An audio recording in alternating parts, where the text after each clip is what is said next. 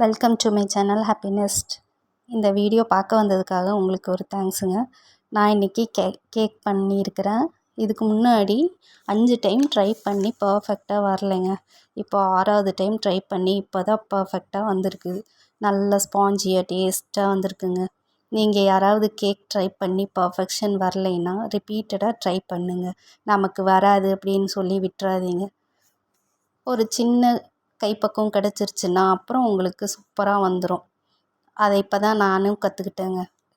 Keep on trying. நான் இன்றைக்கி cake பண்ண இன்க்ரீடியன்ஸ் அளவும் மெத்தடும் சொல்ல போகிறேன். தேவைப்படுறவங்க நோட் பண்ணிக்கோங்க.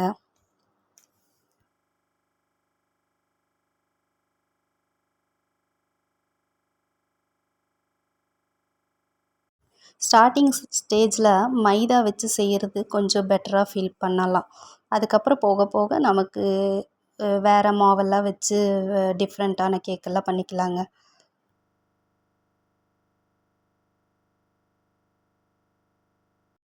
கேக்குக்கு தேவையான இன்க்ரீடியன்ஸ் எல்லாம் சொல்ல போகிறேன். வேணுங்கிறவங்க நோட் பண்ணி வச்சுக்கோங்க. மைதா அளவு 1.25 டம்ளர் எடுத்துருக்கிறேன்.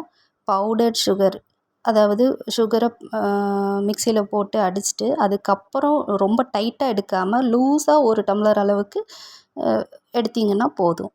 அப்புறம் baking powder 1 tablespoon, vanilla essence 1 tablespoon, cocoa powder நான் சேர்த்துருக்கேங்க இன்றைக்கி. கொக்கோ பவுடர் ஒரு 1/4 டம்ளர் அளவுக்கு எடுத்துருக்கிறேன். ஆயில் 1/2 டம்ளர் எடுத்துருக்கிறேன். தயிர் கொஞ்சம் கெட்டியாக இல்லாமல் கொஞ்சம் தண்ணியாட்டம் இருந்துச்சுன்னா கலக்கிறதுக்கு ஈஸியாக நல்லாயிருக்கும். என்னோடது இன்றைக்கி கொஞ்சம் கெட்டியாயிருச்சு, அதனால் நான் கொஞ்சம் மேனேஜ் பண்ணிக்கிட்டேன். 1 டம்ளர் தயிர் எடுத்துக்கோங்க.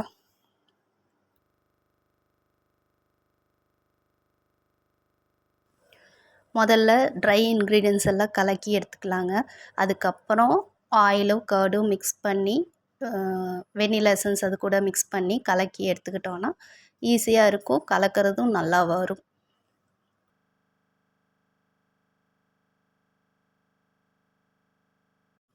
மாவை நல்லா கெட்டியாக எங்கேயும் கெட்டி இல்லாமல் நல்லா ஸ்மூத்தாக நல்லா கலக்கி எடுத்துக்கலாங்க.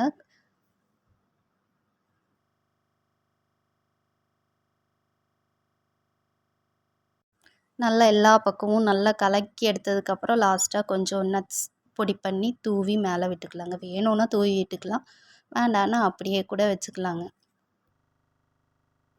ஓவனில் 180 டிகிரி 1/2 மணி நேரத்துக்கு 30 மினிட்ஸ்க்கு எடுத்து வச்சிங்கன்னா கரெக்டாக வெந்து வந்துருங்க. பர்ஃபெக்டாக இருக்கும்.